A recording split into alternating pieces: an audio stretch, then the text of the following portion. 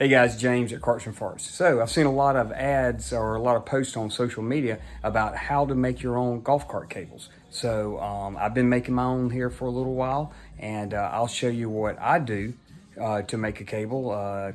If it can be helpful for somebody, maybe it can.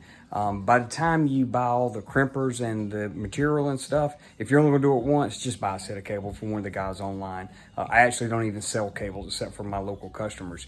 But again, I wanna do this video to help you out in case you just have that little desire, you wanna learn how to do it yourself. So anyway, so let me show you some of the stuff that I'm gonna use, and then we'll kind of go from there. All right, so here's what I'm gonna need. Obviously, you're gonna need some cable. This cable that I was able to get a hold of, this is 2-gauge cable, copper cable, but I don't particularly like the yellow and green color, but it is brand new cable. So the next thing you're going to need is a tape measure. So this set of cables that I'm getting ready to make are 41 inches long. So I went ahead and cut 2 cables 41 inches, just save a little bit of time. Also, you're going to need a little bit of heat shrink tubing to put on the ends of it. You're obviously going to need the copper cable lugs, and I'm not sure, I got these off Amazon. I'm not sure if that'll tell you what it is, but you know, the bottom line is a 2-gauge copper lug with a 5/16 hole, because that's what fits the batteries on the golf cart. That's what you need right there. You're going to need a crimper. These cutters work really well. So they're kind of a little, I don't know, hook jaw or whatever you want to call them, but they're very sharp. They do a very good job on these larger cables. So I would recommend to get a set of those. If you had a pair of just regular dikes, they'd probably work, but that makes a very clean cut. Get a pair of scissors, because I'm going to need to cut this nylon sheathing that I bought. So let's see what it says. So there's the label right there, if you can make that up. I bought 100 foot. I guess that's 3/8 inch is what it is. Expandable sleeving, should I say. So anyway, you'll see how nice that looks when it's done. I like to use a heat gun. You can use a torch if you wanted to, but you gotta be careful that you don't burn up your heat shrink tubing. So the heat gun works a lot better. And I think that's pretty much everything that I'm gonna need. So let me try to get this camera set up on a tripod, and I'll show you my first step. All right guys, so I have unwrapped my expandable sleeving that I bought off Amazon, and this is just black and it will stretch out. So the next step, and this is the part that gets a little tricky and a lot of people talking about it online, is that it wants to fray. So you just gotta be a little careful, try to twist it on there. And once I start to get it twisted, hopefully that camera pick up. It's gonna fray a little bit, but I've got a secret to that. So let's push it. And when I push it, I try to feed it from the back. And I don't know if you can tell, but it kind of expands up right there. Because if you just pull it, it's going to kind of be like Chinese handcuffs. It's just going to get very tight. So let's try to push it on there. It may take a little bit of feeding, then pulling, feeding, then pulling. So this is my 41-inch cable that my customer needs. I'm getting close to the end. All right, so I got it on the end. So here's another thing I forgot to mention. Get yourself a little bit of electrical tape. That's gonna make it easy. So once I get to the end, my little method,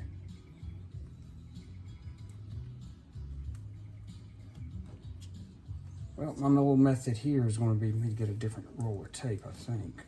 There you go, I got the end.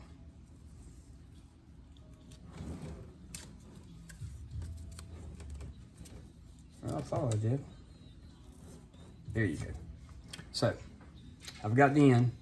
Now on this end, I'm going to get it pretty tight, and I'm gonna come down probably 1.5 inches. And you'll see exactly what I'm getting ready. All this will come together. So I'm stretching it kind of tight. Let's go about 2 inches. Then I'm gonna snip that end off. All right, so if the lens will pick that up. So I've got a good tight fit. Yep, I got a little bit left over. And just to show you guys, I had about 1/4 inch left over, and hopefully the lens, where's the lens at? Right there. You can see that it picks up on that, but that's got a good tight fit.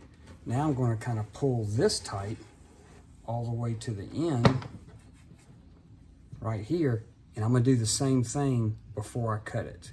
So I ran out of tape as soon as I started taping this. Let me grab another roll of tape. All right, got my another roll of tape. So again, all this is kind of pulled kind of tight. And I'm going to stretch this. I'm kind of pulling it while I stretch it. I'm gonna come back. I'm gonna go ahead and call it 2 inches. Close enough. Get my scissors, get a good sharp pull. That deal is done. Now I'm gonna take these scissors and I'm gonna cut the end. All right, so my first 41-inch cable is tight. It looks nice with that braided line on there. The ends are taped. Don't worry about that fraying. Now it's on to the next step. Next step, pull one of your lugs out. And as you can see in the lug, you can see where the cable's only going to go so far in there anyway. So if you can take your thumbnail, match your lug up where you know it's going to stop. So that's as far as that one's going to go in. This is where these little, I don't know if you call them hook cutters or whatever they're called, but these things here do the trick. So now I'm going to open them up right at the tip of my thumbnail. Don't put your finger in there. And I'm just going to twist it around. Now, the goal is to cut just through the insulation and not worry about the copper. But if I go just a little too deep, it knocks off 1 or 2 strands. Don't have a coronary. It's going to be all right. Well, I went deep enough to cut the sheathing off and the tape. Let's give it just a little bit more. I think that got it. Well, I'm close. There it goes. So as you can see, I might not have quite got that. So what I'm gonna do is I'm gonna pull that down, do a little snip, show a little plug. Nobody sponsors me. I just do this on my own. But these are Wise, W-I-S-S. You can buy it at Home Depot. These are the sharpest scissors I think I've ever purchased. So anyway, good scissors. All right. So now you see what that looks like. So it's still got some electrical tape. The sheathing starts way down here. Take my lug. Just gonna kind of give it just a slight little twist. Same thing with this. I want to get it in there. And when I push it all the way down, it's all the way at the bottom where my fingernail was, which is perfect. So the next step is to crimp it. So these crimpers, it is real cool if you got another set of hands to hold the lug on there. So I've got to be careful, and I'm gonna back up over here where the camera can still see it. I personally like to put 2 crimps in it. So right now I'm jamming the cable that way up into the end, pulling down. Yep, it's still in there. Got it. Now I'm gonna go over to the next one, do the same thing.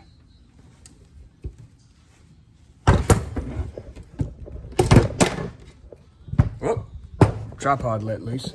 Let's see if we can get that thing tight again. Hopefully you guys saw that. So I've got a real good crimp on there. Now, it did push a little bit off to the side, not a big deal. If you don't like the way that looks, you can always file that off if you wanted to, but I've got a good solid crimp all the way around there. So now when I do the other side, I'm gonna keep that orientation, and I want the next lug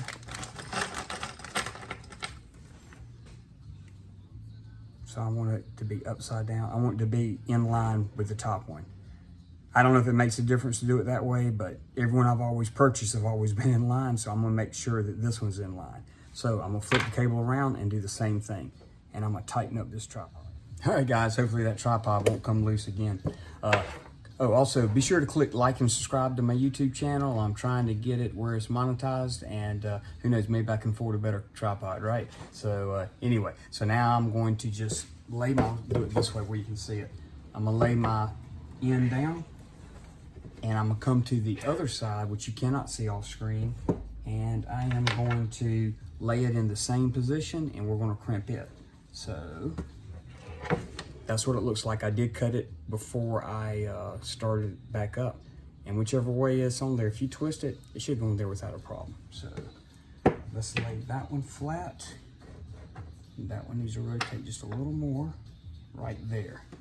So that's where I want it. Again, I'm gonna push it.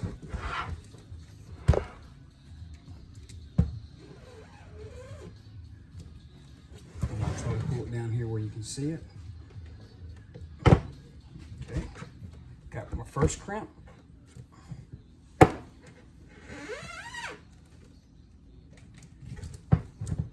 to my second crimp.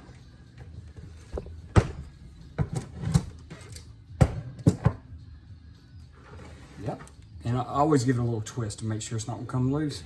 I got a good solid crimp on there. Now, the next part, let me show you what I'm gonna do now. So I'm gonna take my heat shrinking tubing. This heat shrinking tubing is big enough to slide over on top of your lugs. If you've got some, and this is supposed to shrink 1 to 3, so it's gonna shrink pretty good. If your heat shrinking tubing is a little tighter than that, then you might want to slide it on before you do the crimp. So I'm gonna measure up how much I want to cover. And I personally like to cover right up to the barrel, I guess you'd call it, of the lug, and then come down about the same distance. So it's right there. Take my scissors, snip it. Well, I know the other side's gonna be the same size, so I'm gonna snip it. Now I'm just gonna take it and slide it over. Pretty self-explanatory. I know you don't need a YouTube video to watch this. Got my Wagner heat gun, got it plugged up. Let's put some heat to it. Watch it shrink up.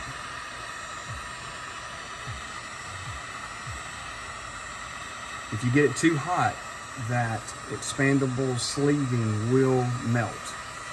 Now, as I'm doing this, it's actually, I can see a little bit of the indentation of the sleeving underneath there. I'm done with that side. I'm gonna do the other side the same way, and hopefully that angle of the camera can pick it up. So there's still probably another good inch worth of electrical tape showing, but it's a black cable, so who cares? If you're using colored sheathing, then maybe you wanna do something a little different. But that turned out to be a pretty nice end. So now I'll take my other end, do exactly the same thing, slide it over. Again, a torch will work. Just be careful you don't get it too close, too hot, too soon. You'll have some melting going on. This customer only needs 2 of these cables. The reason they're so long, I think he's using it for motor cables. But there you go. So no one ever would have known it was a yellow cable underneath. But there's the first of 2 41-inch cables ready for my customer.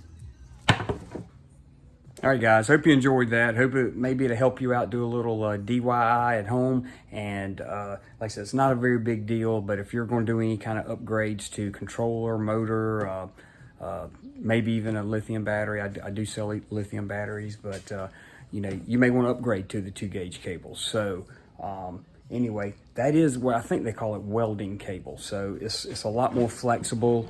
You can see the end of it. It's got a lot of strands in there. I don't know if the camera will pick up on that, but anyway, it is flexible. I would definitely recommend that. Some of the thicker, with the big thick strands on the inside, it's just a little harder to bend and to maneuver around. But again, James at Kartz-N-Fartz, please reach out to me for your eco battery needs. I am a Plum Quick dealer also, so I usually try to keep the Plum Quick Bandits in stock, mostly Club Car, but occasionally I'll have some Easy Go Bandits available for exchange. So anyway, any other questions, hit the comments below, or hit subscribe, or visit me at kartz-nfartz.com. All right, guys, you guys have a good one. Hopefully this helps.